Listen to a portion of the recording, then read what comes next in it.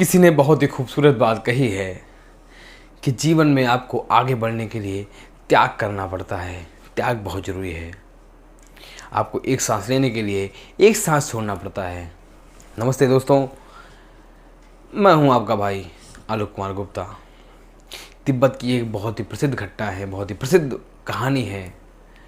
वहाँ पर लोग बताते थे कि एक बहुत ही चमत्कारी सरोवर था।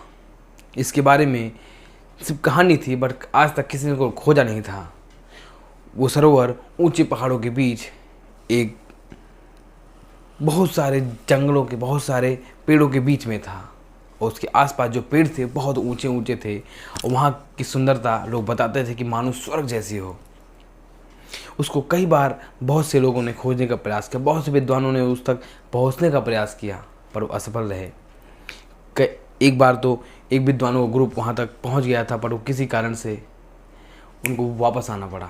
एक बार वापस से प्रयास करने पर एक व्यक्ति वहाँ तक पहुँचता है और सरोवर को खोज लेता है। और वहाँ की प्रसिद्ध घटना थी, प्रसिद्ध बात ये थी उस सरोवर की कि उस सरोवर में जो कोई तालाब में छलांग लगाता था और वो नहा कर निकलता था, उसका रूप ट्रांसफॉर्म हो जाता था, उसका रूप परिवर्तित हो जाता था। एक व्यक्ति ऊंचे पेड़ पर पहुंचा, वो व्यक्ति और छलांग लगाता है, और वो थोड़ी देर बाद आदमी से वो देवता बन चुका होता है। और पुरुष एक देव पुरुष बन चुका होता है। उसके अंदर दैवी शक्ति आ गई होती है, उसका गुण देवताओं जैसे हो चुका होता है। बहुत सारी आकस्मिक परिवर्तन हो जाता है उसमें। और ये सारी घटना ऊपर पेड़ पर बैठा एक बंदर बदरिया का जोड़ा देख रहा था। तो बंदर बदरिया आपस में कह रहे थे कि यार, हम तो इतने सालों से यहाँ रह रहे हैं, हमको इसके बारे में पता ही नहीं। उसमें एक खास बात थी इस तालाब की, कोई अगर इंसान जाता था वो देवता बन जाता था, और कोई जानवर जाता था तो वो इंसान बन जाता था। अब बंदर बदरिया डिसाइड करते हैं कि हम भी इसमें छलांग लगाएंगे और नहा कर निकलेंगे। तो वो दोनों एक ऊंची डाली पर जाते हैं और छलांग लगाते हैं। बंदर एक पुरुष बन चुका होता है, बदरिया एक खूबसूरत महिला बन चुकी होती है। बंदर बदरिया एक दूसरे को देखकर बहुत ही खुश हो रहे होते हैं, और बंदर बदरिया को देखता है कि वो एक खूबसूरत महिला बन गई है, और वो उसमें मोहित हो जाता है। लेकिन बंदर तो बंदर, अब इसके मन में आ गई लालच। बंदर ने बदरिया से कहा, क्यों ना, हम तो इंसान बन चुके हैं, अब वापस से चलते हैं, एक बार और छलांग लगाते हैं, हम इंसान से देवता बन जाते हैं। बंदरिया मना करती है, नहीं, हमें नहीं जाना चाहिए। पर बंदर मानने को तैयार नहीं हुआ। बंदर ऊंची डाली पर गया, वापस से जो इंसान बन चुका होता है वो छलांग लगा लेता है, और बंदर वापस से बंदर बन जाता है।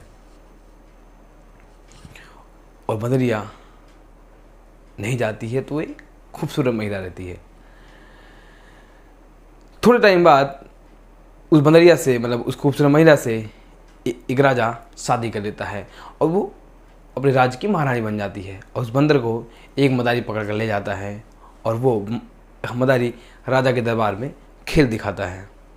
जब बंदर राजा के दरबार में पहुंचा तो उसने देखा कि ये तो मेरी बंदरिया है, और वो सिंहासन बैठी महारानी की जैसे बैठी हुई थी। अब बंदर चाह के भी कुछ कर नहीं पा रहा था।